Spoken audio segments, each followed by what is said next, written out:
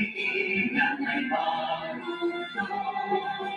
Malayo mula sa hamon ng nakaraan, niyamos ang pangahit na umahalala. Pinagapos sa puso at paniniwala, ang lihaw para sa kabataan. Pagsambong ay nalumpay, mula na pawis sulo at buhay. Kapayapaan na tarungan ay ating nang nakamtan. Alhamdulillah, alhamdulillah, at maraming pagsamo. Magsamoro na ikaw mamahalin, walang pipigil sa damdamin, mga pangako'y tutuparin. Habang buhay kami sa'yo'y magpapatay, mananatili sa puso't isipan. Ang lahat bubukit ay nanabuwis ng buhay, nasa pilarang may kapal. Ang sambong ay nalumpay, mula ng pawis sulo at buhay. Kapayapaan na tarungan ay ating nang nakamtan. Alhamdulillah, alhamdulillah, at maraming pagsamo.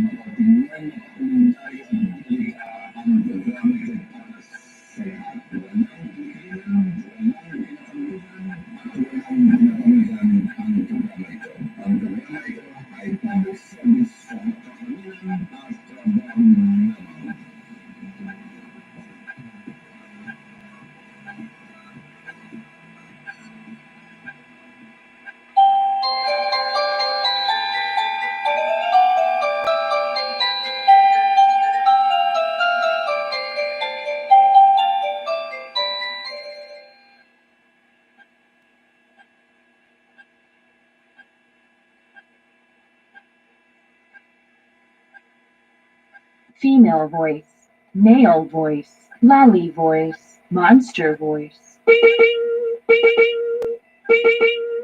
Okay, time check natin sa umagang ito, 59 minutos po, pasado alas 6 mga kababayan, no? Anong araw ngayon? Okay, Huwebes.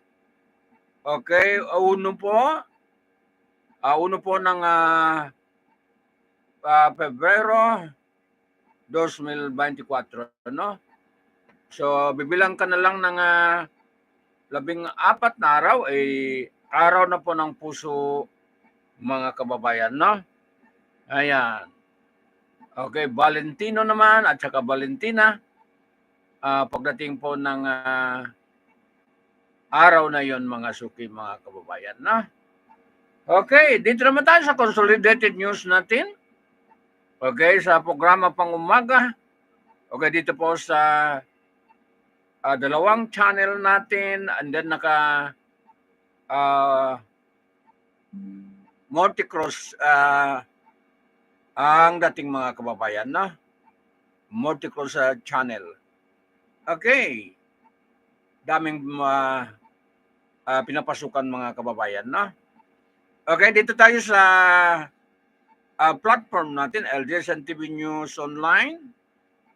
Okay, local at saka international mga kababayan, no? Ayan. Okay, sa programa Halo-Halo Special, Opinion, Balita at iba pa. Karamay po serbisyo publiko, tinig ng mamamayan at saka sumbungan ng mamamayan, no? Okay, babati ako. Magandang umaga. Good morning. Okay, sa 98 po ng barangay rito sa Zamboanga City, mga kababayan, no? Okay. Okay, nagulat ako kahapon, no? Okay, pumunta ako diyan sa may pinuntahan ako kahapon. Pagdating namin sa tapat po ng City Hall ay hindi kami pinapasok, mga kababayan, no? And then binulungan ko po ang isang pulis. Sabi niya, pasensya kayo, sir. Okay, meron na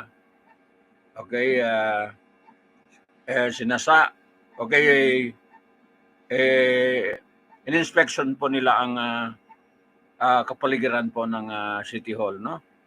Okay, so sabi naman ng isang pulis, sabi niya, pasensya sir kasi mayroon na bomb threat. Ayan po, paliwanag ng mga PNP, mga kababayan, no? Okay. So mabilis na ako patakbo. Okay, paiwas. Okay, baka maabutan tayo po ng buyak naman, baka may totoo po, mga kababayan, no? Okay, humagibis na lang ako. Ayan.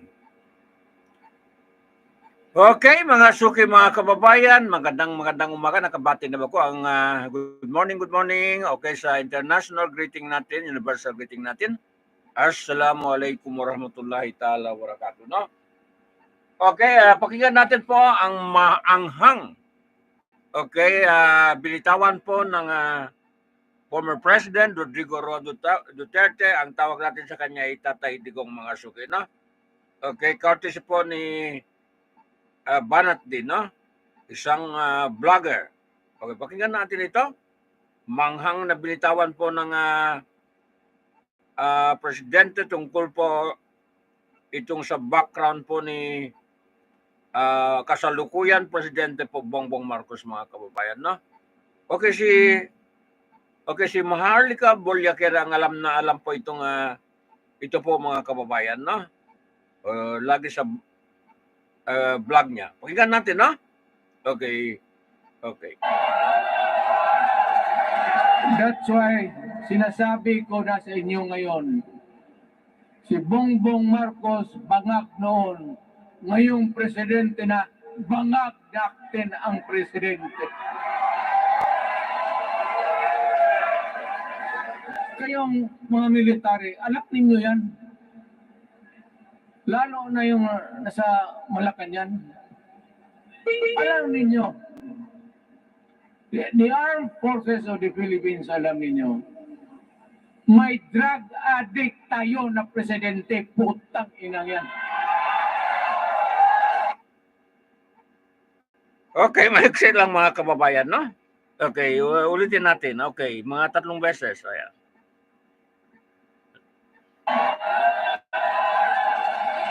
That's why sinasabi ko na sa inyo ngayon, si Bongbong Marcos bangak noon, ngayong presidente na bangak natin ang presidente.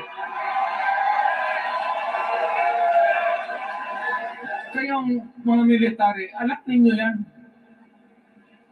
Lalo na yung nasa Malacanang. Alam ninyo, the Armed Forces of the Philippines, alam ninyo, may drug addict tayo na presidente, putang inang yan.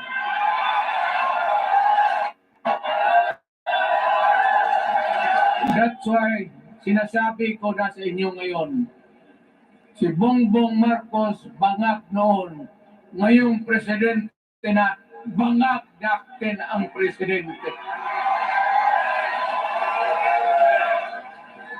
Kayong mga military, alam ninyo yan. Lalo na yung nasa Malacanang.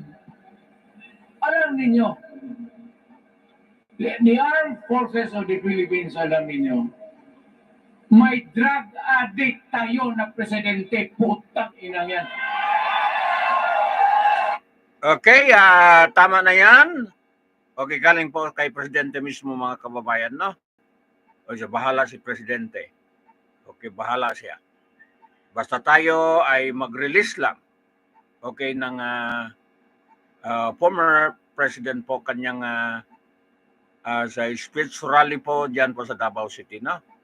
Ayan. Ano ba, peaceful rally ba yan?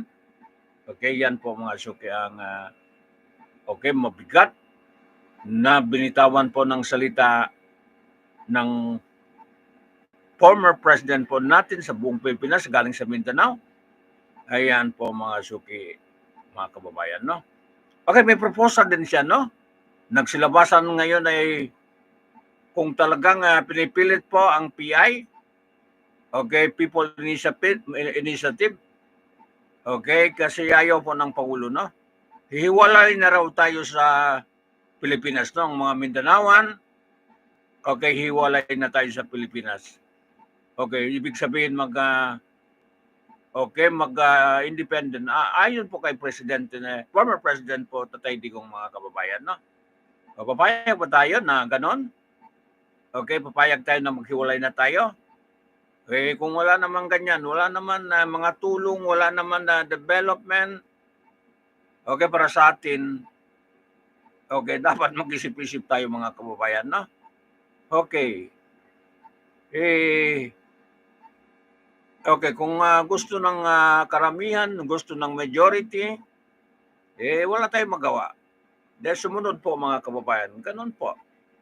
Okay, ang demokrasya mga kababayan, no? So, hiwalay na ba tayo? Okay, antayin natin po si Tatay Digong sabi pa muli mga kababayan, no?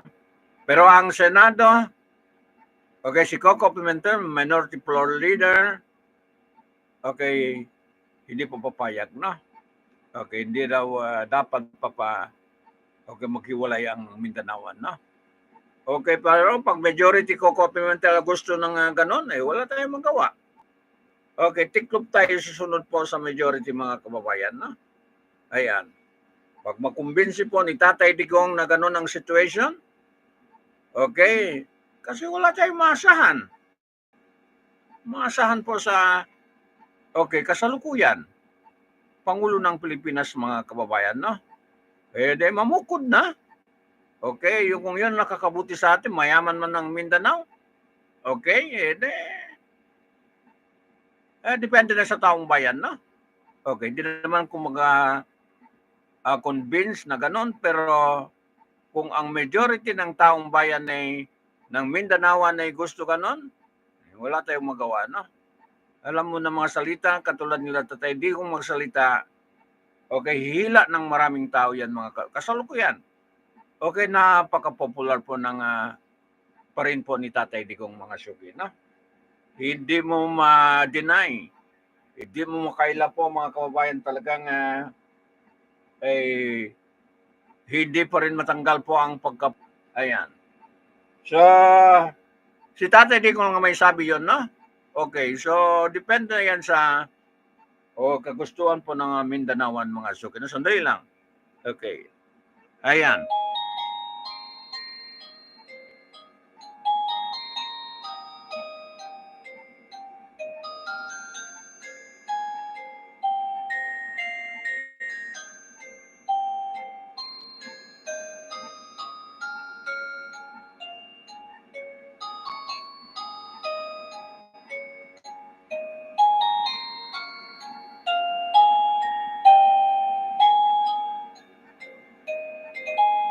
Ayan. Female voice, male voice, lolly voice, monster voice. Ayan po ang mga suki, no? Ayan.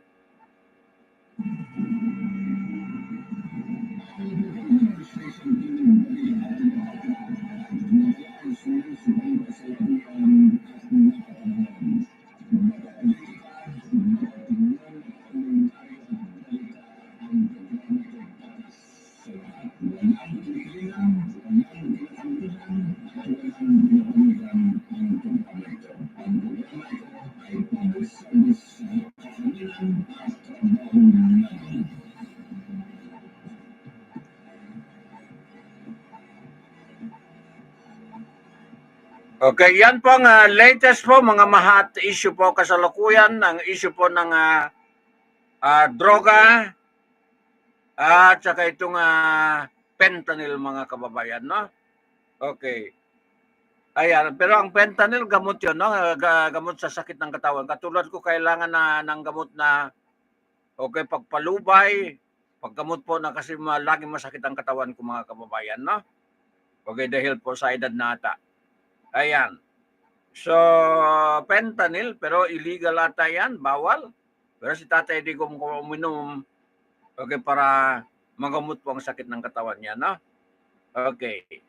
So, iyan po ang kasalukuyan, issue po ng okay, droga sa Malacanang, sa kay Presidente, at saka itong fentanyl, mga kababayan, no? Ayan.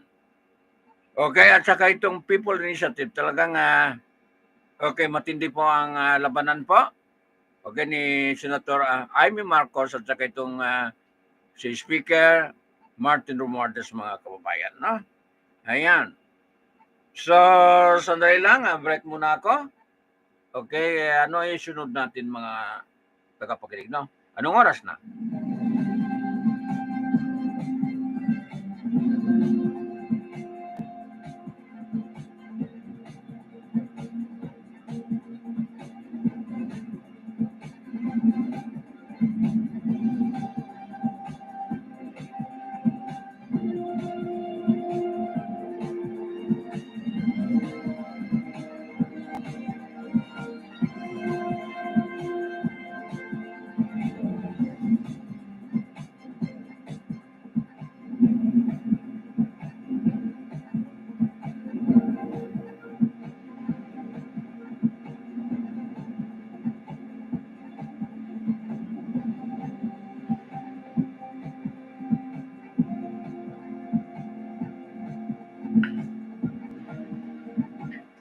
Okay, pupunta tayo po sa Middle East, mga kababayan, sa kaguluhan na yan, no?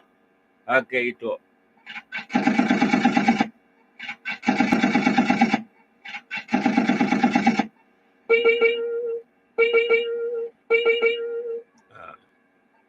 Okay, dyan lang kayo, makinig tayo, no? Israel cabinet members join even calling for ethnic cleansing.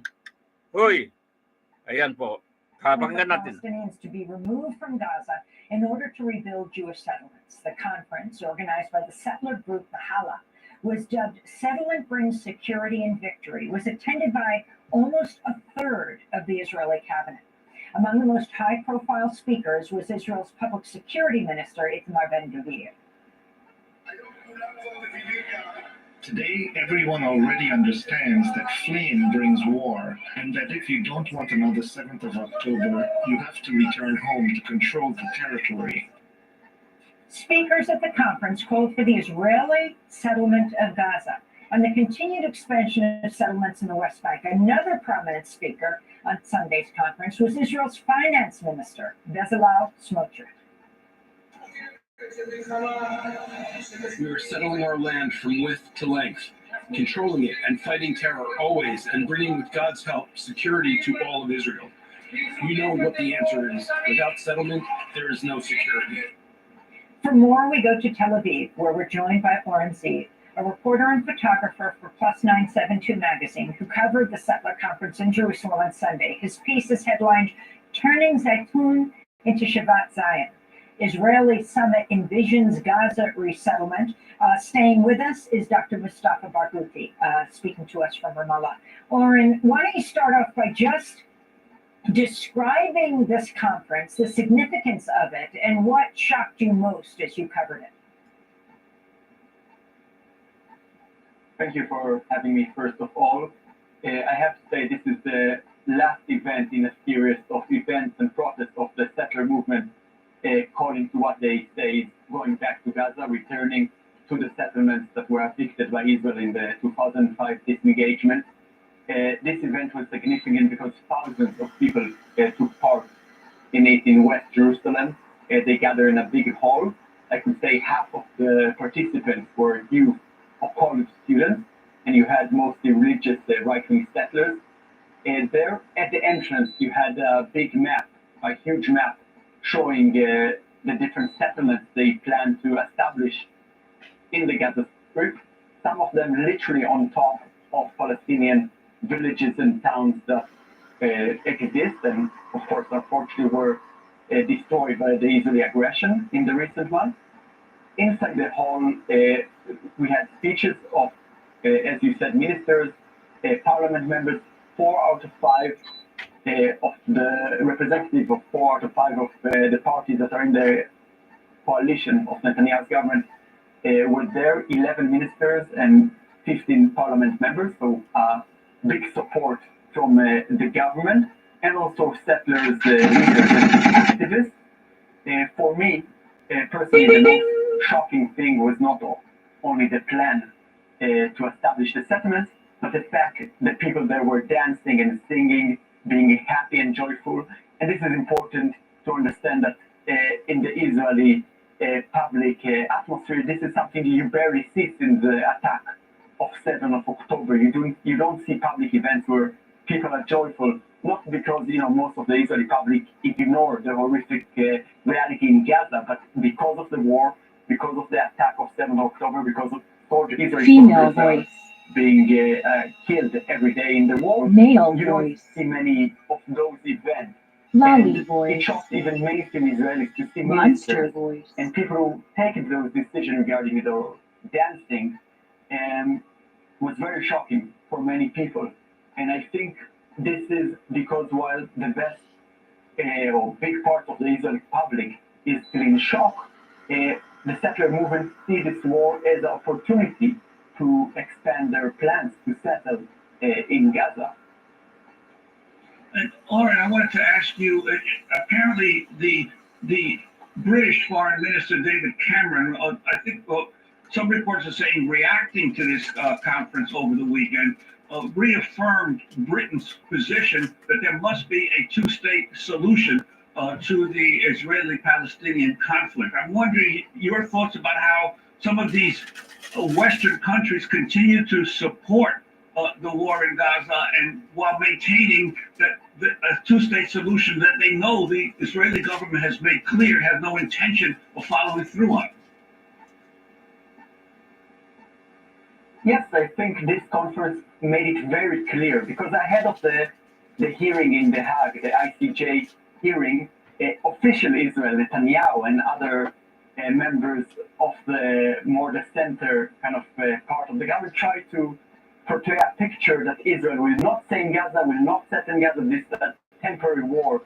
And this event and the participants of senior members of the government makes it very clear that A, they don't want any two-state solution, but this we've seen over the years, but more importantly, that they don't care about the international law, they don't care about the ICJ procedure. It doesn't threaten them to continue to express those opinions.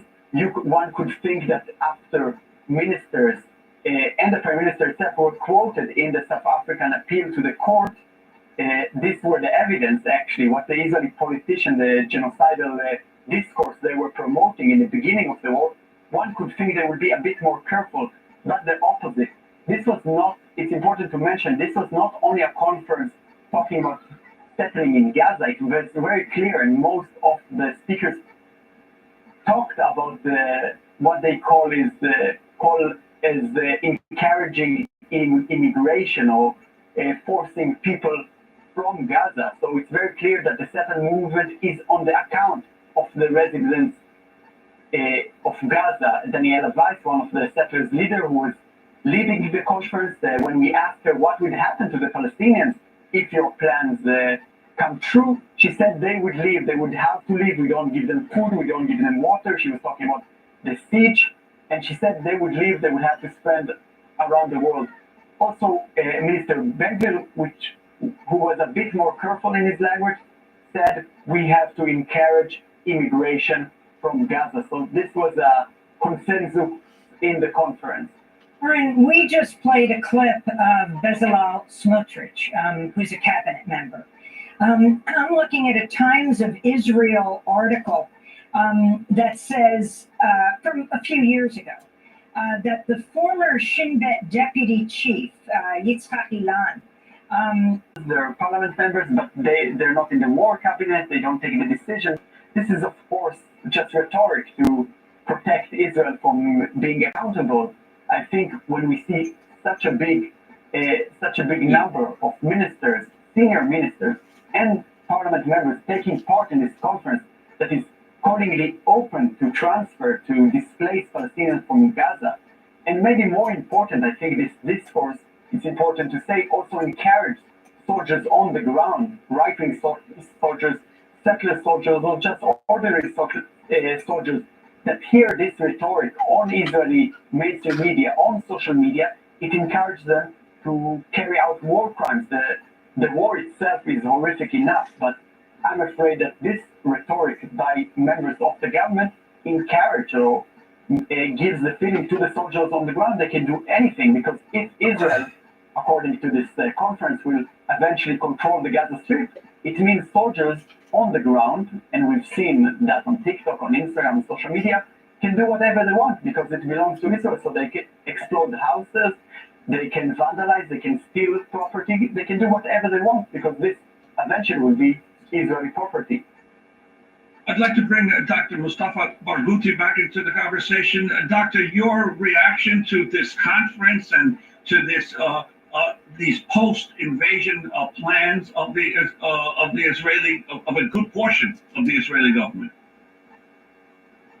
The Ben-Gvir and Smotrich are known to be fascists, of course, and sometimes they are described as psychopaths, but they're not really only psychopaths. They are the ones who are deciding the Israeli government policy. And none of their statements, fascist statements, was ever negated by Netanyahu, the Prime Minister of Israel. And these guys are representing what can be called Jewish religious extreme fundamentalism combined with Jewish supremacy thinking. And they believe that the whole of the land of Palestine and Jordan as well, and parts of Saudi Arabia and Syria are supposed to be Jewish land. And these guys are practically repeating, confirming actually what had happened in 1948 when Israel, as a settler colonial project, committed 50 massacres against Palestinians and evicted people from 520 communities and then erased them to the ground. They want to repeat what Israel did in 1948, another Nakba against Palestinian people. And they are speaking openly about 3 war crimes simultaneously. The war crime of ethnic cleansing, the war crime of collective punishment, and the war crime of genocide. They want to evict everybody from Gaza. And that's, by the way, what Netanyahu himself called for in the very first days of this war. That's what Gallant called for when he said that Palestinians are human animals and should be treated as such. And what you've seen in this conference, this is not just a bunch of extremists. It's the government, the Israeli government. 12 ministers of the Israeli government attended that meeting and supported it. 15 members of the Israeli parliament, the Knesset, attended it. So you are talking here practically about the official Israeli policy, which is directed at ethnic cleansing of Palestinians and then settlements, not only in Gaza. As a matter of fact, also in the West Bank, we are now subjected to settler terror, which has evicted already 30 Palestinian communities from their land, from their homes in the West Bank. 60% of the West Bank is now practically forbidden for Palestinians and is allocated to the Israeli settlers. And we don't have to go far. All you need to do is to show the map that Netanyahu has shown in the United Nations 2 weeks before the war in Gaza. He showed the map of Israel, including the annexation of all of the West Bank, all of Gaza Strip, and all of the Golan Heights. What everybody must understand that this is the Israeli official government policy. And that's why it has to be punished. That's why it has to be sanctioned, and that's why it has to be exposed. And Israel cannot be allowed to continue to be absolutely unaccountable to international law and absolutely imperative to international law. I want to thank you both for being with us. Mustafa Barghouti, Palestinian physician, activist, and politician. We also want to thank Oren Zeev in Tel Aviv, reporter and photojournalist with Plus 972 magazine. That does it for our show. We have a job opening at Democracy Now! Major Gifts Officer. Learn more at democracynow.org. Democracy Now is produced with Mike Burke, Renee Feltz. I'm Amy Goodman with Juan Gonzalez. Okay, papayag kaya yung mga Palestino po, okay, kukunin na lang sa kanila yung portion po ng Gaza Strip. Okay, palayasin sila. Okay, kukunin ng lupa nila, kukunin ng property nila, kukunin ng bahay nila by itong mga grupo, itong mga kababayan, no? Okay, new created grupo. Okay, para mag-take over po ng okay, ang City of Gaza, no? O kaya Gaza Strip. Okay. Di ba nakita niyo si Mr. Mustafa? Okay, Barghouti ba 'yon?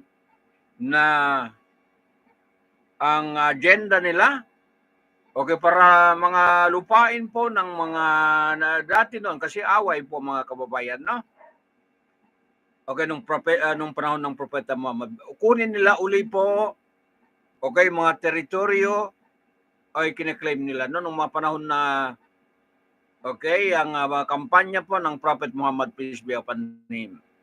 And then okay, balikan nila po ay kunin po yung mga ang claim nila ay sa kanila po mga lupa, no? Kahit mismo po sa mga Saudi Arabia, ay ibang lugar po sa Middle East, ay kukunin po nila mga kababayan, no? Talagang okay, palagay ko mas lalong magulo po ang Middle East. Okay, kung gagawin nila ito mga kababayan, no? Okay, so at least tayo ay sa pamagitan ng mga balita yan ay inform tayo mga kababayan, no?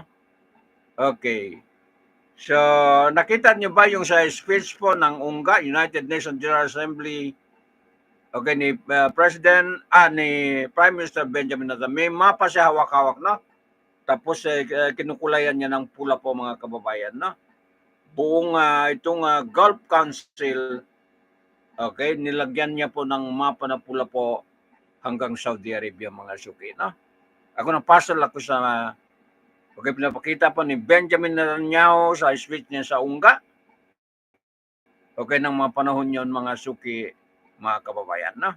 Talagang pasal ako sa duda ako mga suki. Yun pala ito nang okay, nangyari. Okay, itong bakbakan mga suki, no? Okay, ang time check natin ay 30 minutos. Okay, pasado po alas ano na? Okay, alas 7 mga kabayan. Mag-break muna ako and then okay, pag-usapan natin po ang Philippine economic growth mga kababayan, no? Okay, kunin ko muna ang note ko, sandali lang, mag-break muna tayo. Okay, mga suki, mga kababayan. Ayan.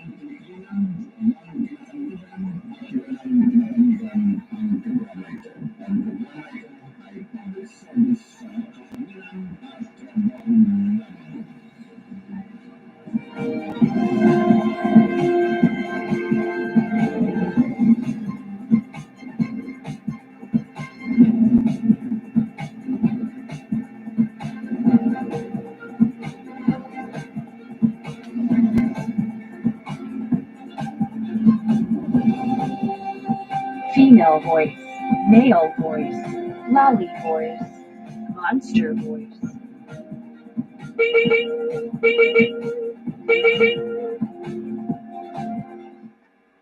Okay, punta tayo sa ekonomiya ng Pilipinas. Breaking news.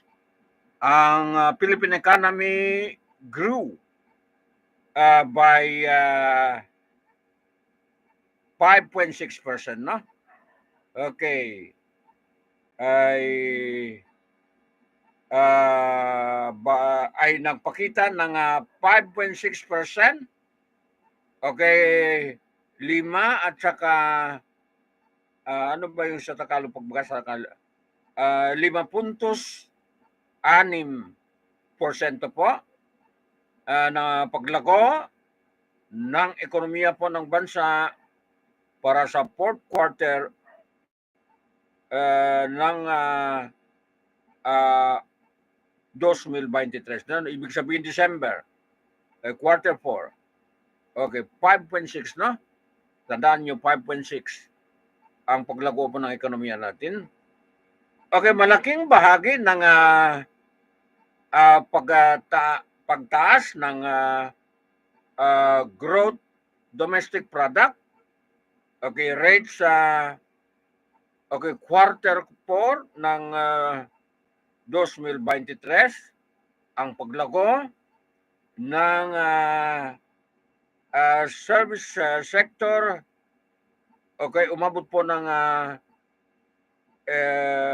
7.4%, no? Ibig sabihin 7.4. Okay. Okay, sa itong taon nito mga kabayan, yung last quarter, no? Okay. And then sinamahan po ng sa agriculture naman sector, 1.4% mga kabayan. 1.4%, no? Growth. Okay, ng agriculture sector ng bansa natin mga kabayan. So itong medyo okay ang balita ito mga kababayan, no? Good news. Ayan po sa record po ng ekonomiya natin last quarter po of 2023, no? Okay, so positive note mga kababayan, no? Sa larangan po ng ekonomiya. Ayan. Mataas ang service, no? Ang services sector umabot po ng 7.4%. And then ang agriculture, okay, kailangan natin 1.4% po ang growth ng agriculture, no? Okay, sa report nito. Ayan, breaking news yun mga suki mga kababayan, no? Okay, anong oras na? Okay, ang time check natin, okay, 34 minutos po pasado alas 7 po mga kababayan, ay sandali lang po mga suki, no? Ayan.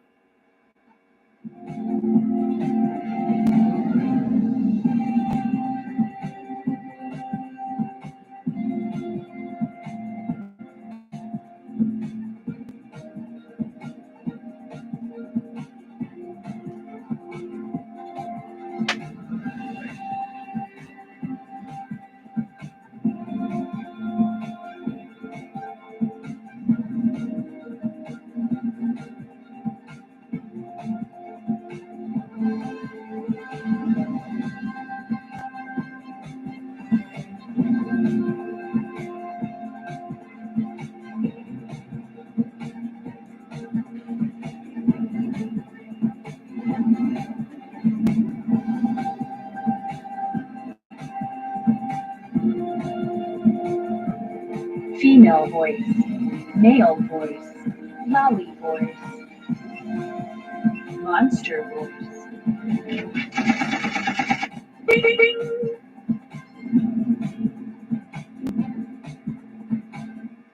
Okay, balitang United Nations, ano lang ito, ng anong balita ito, no?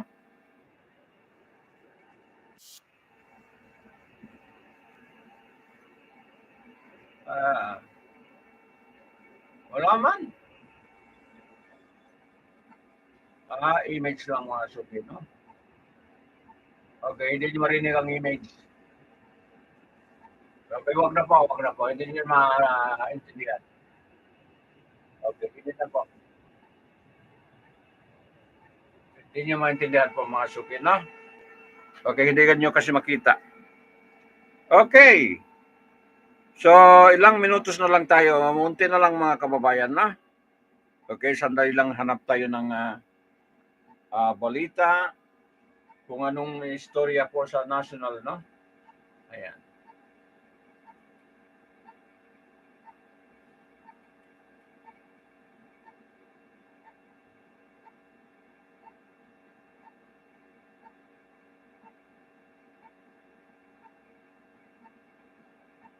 Okay.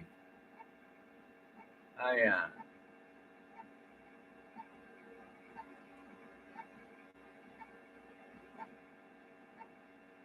Ayan.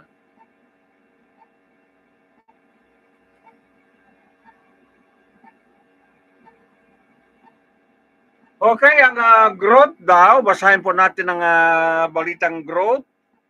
Okay, growth resort, boost peso stock market mga kaptotoo, mga suki, no? Okay, maganda po stock market ngayon mga suki, mga kababayan, no? Okay, sa totoo lang, maganda po stock market, no? Okay. Kumita-kita po ang mga maglaro sa stock market, no? Ayan. So, totoo po ang balita ito mga suki, no? Okay, so basahin po natin ang balita. Okay. Ayan. Okay, the peso and the stock market rose on Wednesday.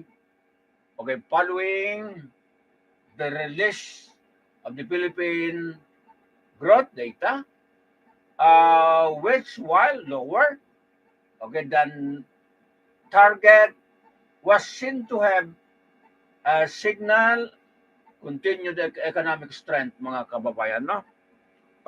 Despite ganito, mga maraming problema tayo, okay, pero ang okay, peso natin at saka itong stock market, okay po mga kababayan, no? Okay, totoo yun. So, basahin po natin na continue ang balita ito, no? Hindi natin ma-deny. Ayan. Okay, the peso is strengthened by 12.6 centavos, okay, to 56.275 pesos against the greenback US dollar, no? Okay, while the benchmark Philippine Stock Exchange Index, PSEI, gain tubo, no? Gain 24.43% or equivalent 0.37% to the level of 6,646.44. Okay, mataas po mga kababayan, no? Okay, stock market natin. Ayan. Okay, sana tuloy-tuloy na, no? The broader all share index also advanced, adding to 11.78 points or 0.34% for a 3,499.49 finish. Ayan po ang report ng stock exchange, no? Okay, the peso open trading at a 56.45 to $1, no?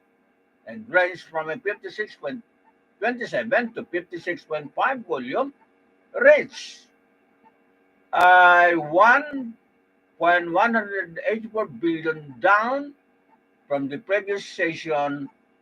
Okay, 1.321 billion pesos, no? Okay. Rizal Commercial Banking Corporation Chief Economist Michael Ricaport said that the country's growth, okay, outlook and a likely lower inflation in January had lifted the peso. Ayon po kay Michael Ricaport, na.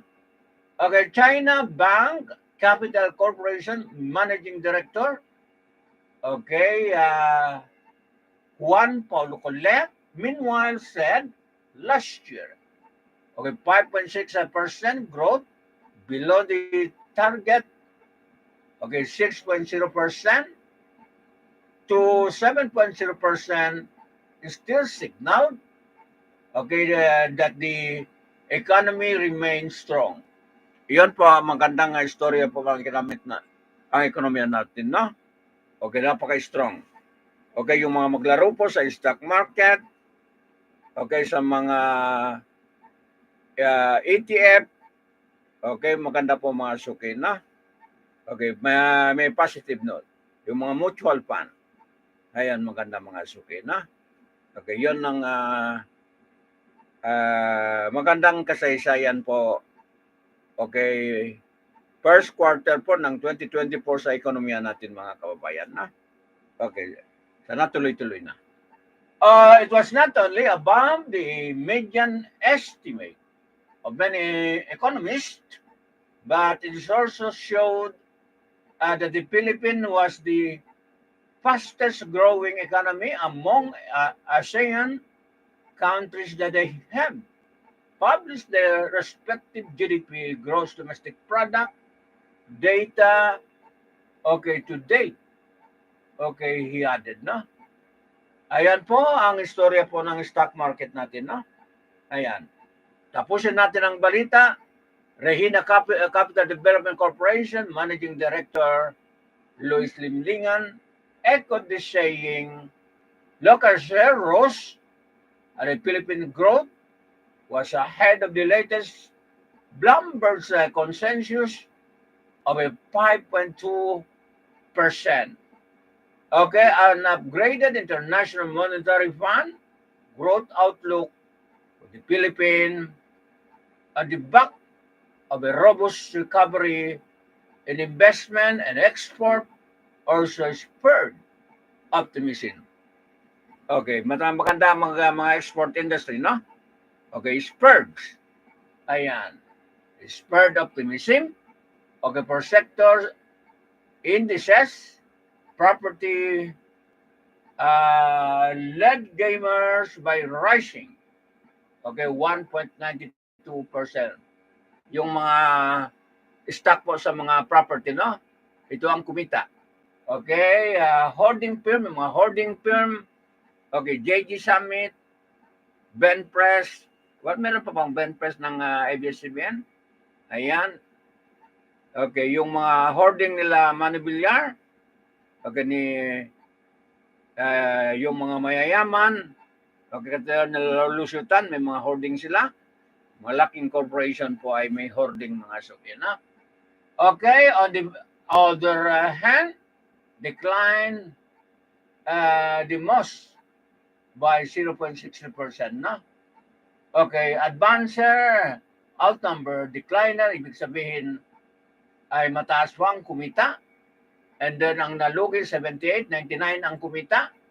And then 78 ang lugi, were 55. Okay, sa bourse na yan, sa stock na yan, were unchanged po. Hindi gumalaw ang 55, no? Okay, so ang 99 ay humila ng pera. And then ang nalugi, 78. While 55 were unchanged, mga kababayan. Hindi gumalaw ang stock market po sa Philippine Stock Exchange Index, na. So yan po ang kasaysayan. Okay, kahapon po ng kabuhayan po dyan sa stock market, mga suki, na. Okay, sa totoo lang ako nakagain ako sa stock market ko. Okay, nakakain kunti lang kasi maliit lang naman sa akin, no. Hindi ako mayaman. Okay, pero at least tumutubo, mga kababayan. Tumaas ba?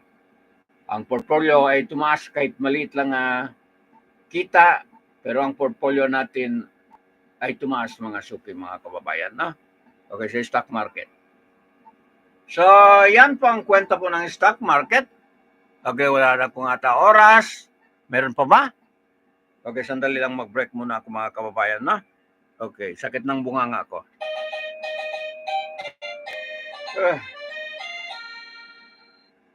Ayan. So, ito po. Female voice, male voice, lolly voice. Okay, sandali lang. Ayan.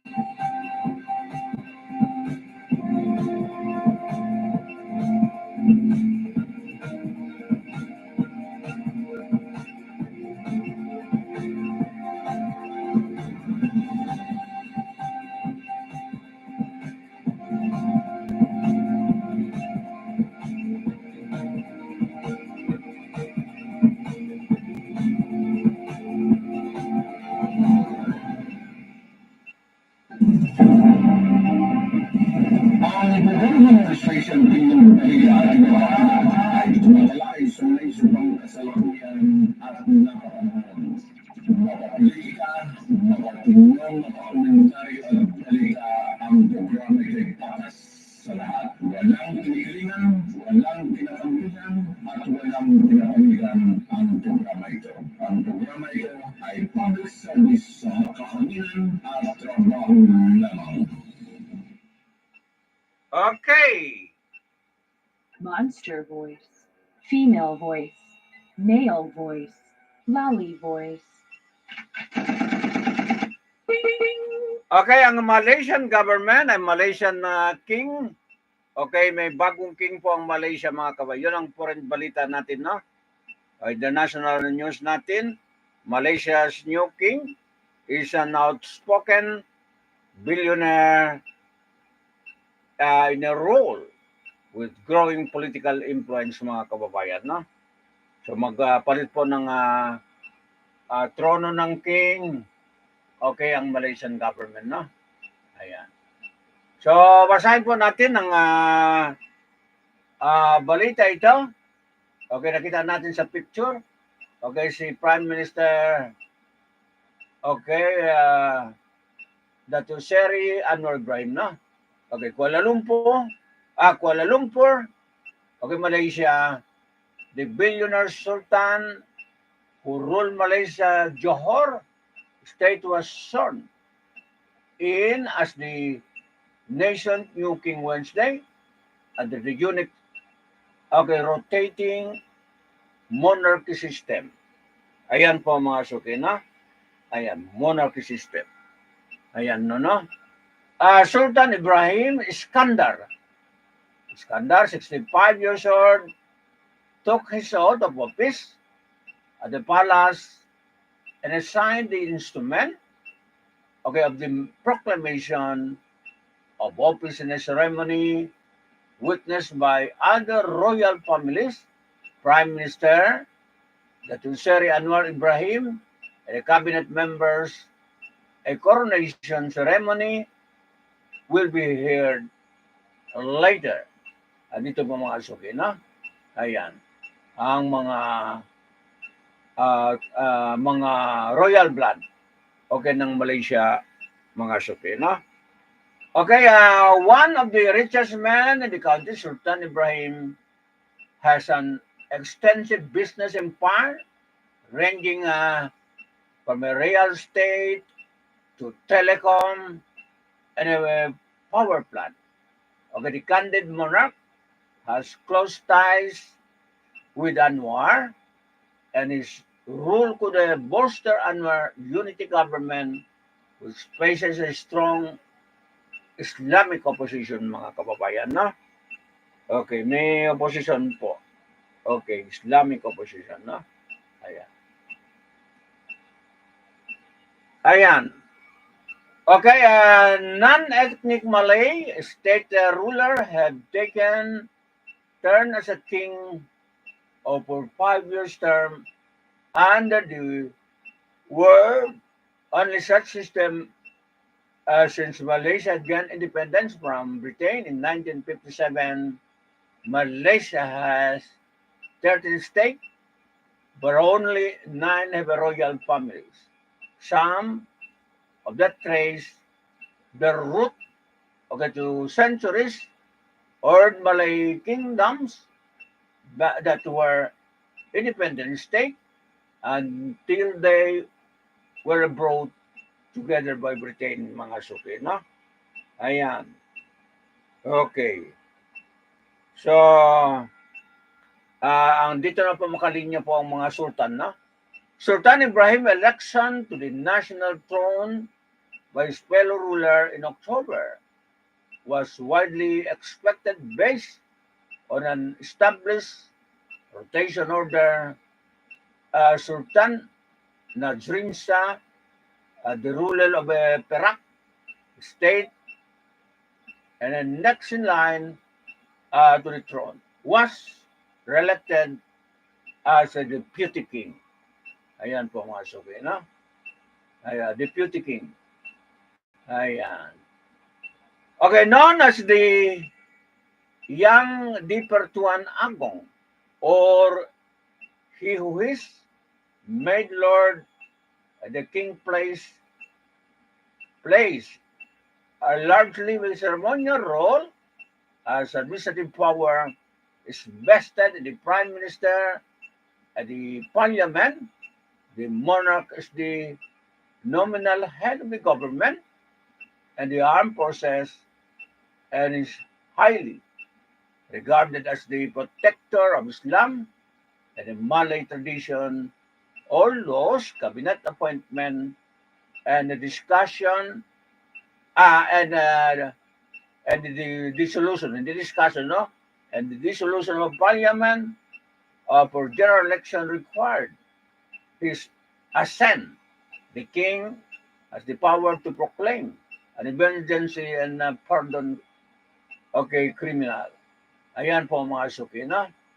Sultan Ibrahim succeeded Sultan Abdullah Sultan Ahmad Shah of Pahang State, who presided over the tumultuous period that included the COVID-19, lockdown, and political instability. Ayan po mga suki, no? Okay, the political influence of the king has grown in recent years. Sultan Abdullah intervened in the past to decide who became prime minister, including naming Anwar as a prime minister after 2022 general election led to a hang parliament, no? Ayan. Okay. So, ang gandang mga suit nila, no? Okay, Sultan Ibrahim has indicated he will maintain a hand-on approach. He said in an interview with the Singapore Straits Times published last month that he would not want to waste 5 years on the throne as a puppet king, but will focus on fighting graft and deepening unity. The country's sultan and other ruler have also warned against the attempt by the opposition to oust Anwar government, calling instead of political stability, mga kababayan, no? May move na tanggalin si Anwar Ibrahim, no? Ayan. Okay, so wala na kong oras, so hindi na makaya tapusin. Okay, sobra-sobra po ng oras. Okay, tama na po ang public service, mga suki, na. Hindi na kaya tapusin ang balita. Okay, ito na po.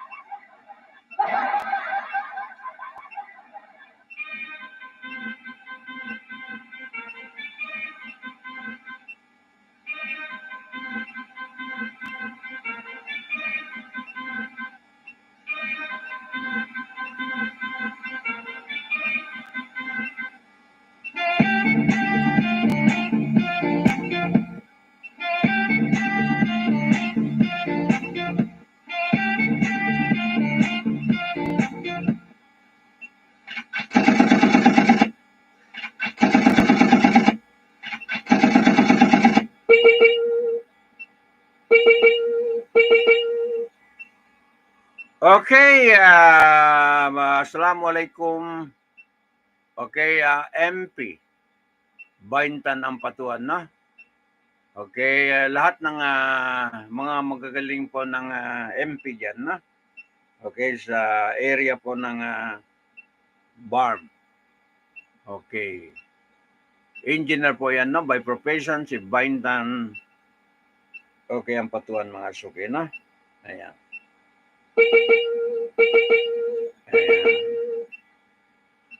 Okay, tapos po ang balita natin. Okay, sa umagang ito dito po sa Consolidated News natin, mga tagapakinig natin, na. Okay, dito po sa platform. Okay, platform po sa FB, platform sa YouTube, ay parehas din po ang pangalan, no?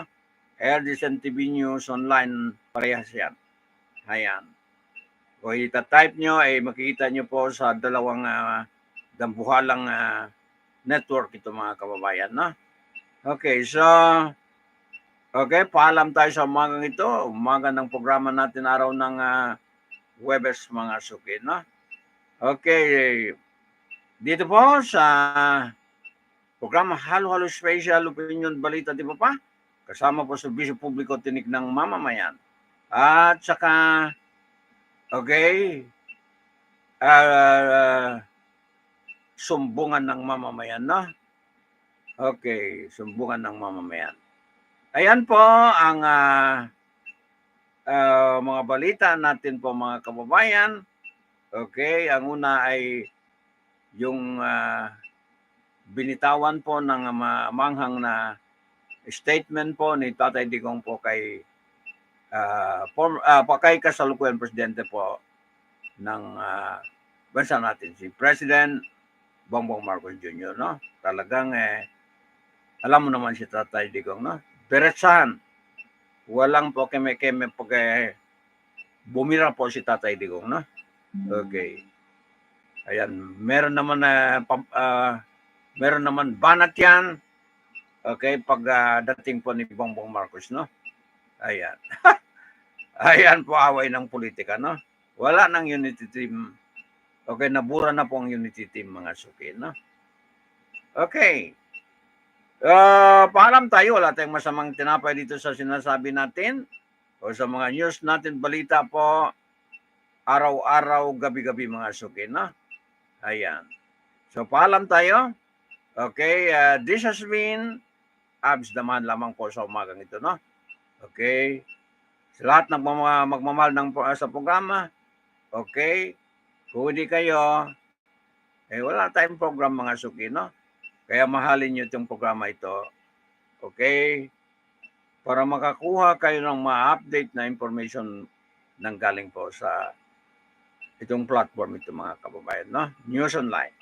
Okay, bye-bye na. Babalik ako mamayang hapon. Okay, bye-bye. Mamayang gabi, no? Okay, inshallah.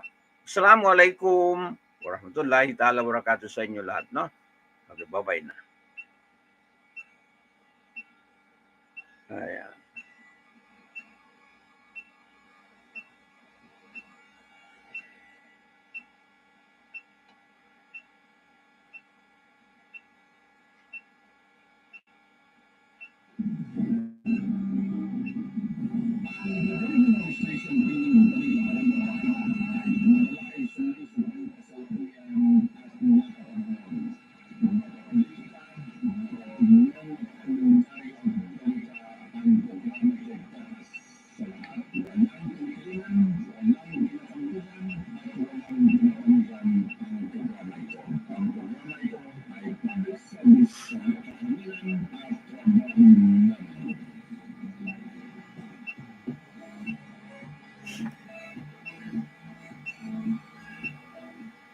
Okay, bye-bye po, no?